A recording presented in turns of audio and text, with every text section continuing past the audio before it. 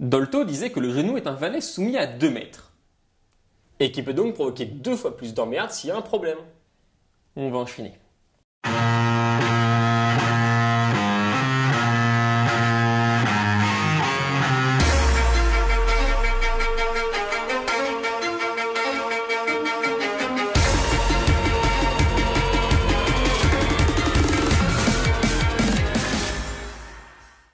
Le genou est une articulation portante superficielle, ni congruente ni concordante, dont la stabilité dépend de l'appareil fibreux et musculaire. Et nous avons 2 articulations dans une capsule commune.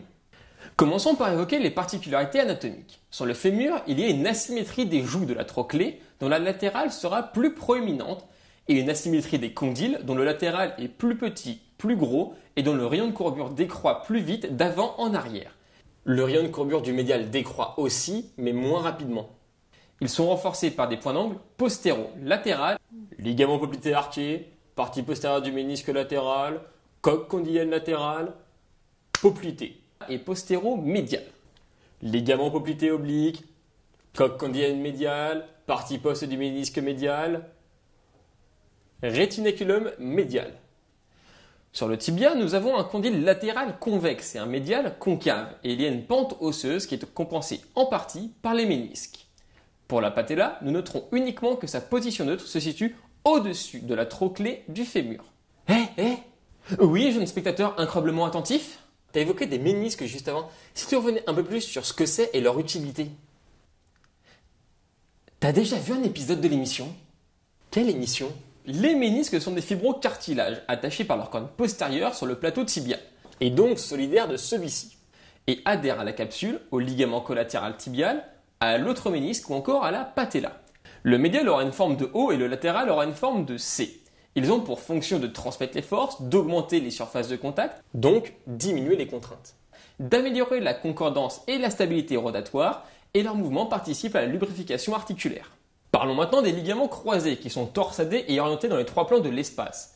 Ils sont aussi isométriques, maintien de leur tension et de leur longueur tout au long du mouvement et freinent la rotation médiale. Parlons maintenant des ligaments collatéraux. Le tibial sera dit antivalgus, tandis que le fibulaire sera plus résistant. Et pour eux, on peut parler d'effécam.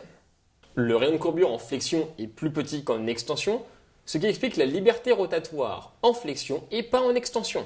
Ils freineront la rotation latérale. Passons maintenant dans les mobilités. D'abord la fémoro-patellaire. La patella bouge activement pendant la flexion et extension du genou et s'abaissera d'à peu près 3 fois sa taille. Passivement, elle va bouger dans les 3 plans de l'espace sur à peu près 2 fois sa taille. Le genou en extension. Nous pouvons aussi parler de l'engagement patellaire, caractérisant la position de la patella par rapport à la trochlée. Entre 15 et 60 degrés de flexion, limité par l'appareil extenseur antérieur, les ailerons, rétinaculum et expansion. Et le déplissement du cul-de-sac sous-quadricipital.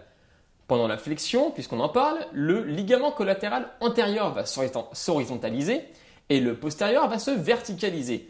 Et une rotation médiale va accompagner cette flexion. Mais d'où vient cette rotation médiale automatique? Merci, jeune spectateur. 3 points pour expliquer cela. Le ligament collatéral fibulaire se détend plus vite que le tibial. Le condyle latéral est convexe, donc moins stable et il ne freine pas le mouvement. Et le condyle fémoral latéral tournera plus vite. Donc le fémur fait une rotation latérale, donc la jambe fait une rotation médiale. Cette rotation se déroule dans les 50 premiers degrés de flexion. Petit point sur l'arthrocinématique. 0,4 d'IGR. On ne va pas rentrer dans les détails, mais on veut dire que l'indice de roulement-glissement permet de notifier les roulements et les glissements. Plus on est proche de 1 et plus c'est un glissement, plus on est proche de 0 et plus c'est un roulement. 0,4 au début et 0,9 à la fin. Le mouvement commence donc par un roulement et finira par un glissement. Maintenant les stabilités. Pour la fémoro-patellaire, nous regarderons l'angle entre le tendon quadricipital et le patellaire, ou ligament patellaire. Arrête de m'ennuyer, il existe ce tendon, n'en déplaise à certains, dont la résultante des forces est en dehors. Pour éviter que la patella ne parte donc en dehors, la stabilité sera surtout médiale par le rétinaculum médial ou par la proéminence de la joue latérale de la trochlée. Activement, le vaste médial oblique et le TFL stabiliseront cette patella. Pour la fémorotibiale, il y aura une stabilité osseuse, plus grande en médial qu'en latéral, ligamentaire par les ménisques et le tractus iliotibial. En extension, les ligaments collatéraux stabiliseront cette fémorotibiale et les croisés s'y ajouteront en flexion. Pour les contraintes, sur la fémoro-patellaire, elles diminueront car les surfaces de contact diminueront localement, parce que dans leur globalité, elles augmentent jusqu'à 90 degrés de flexion.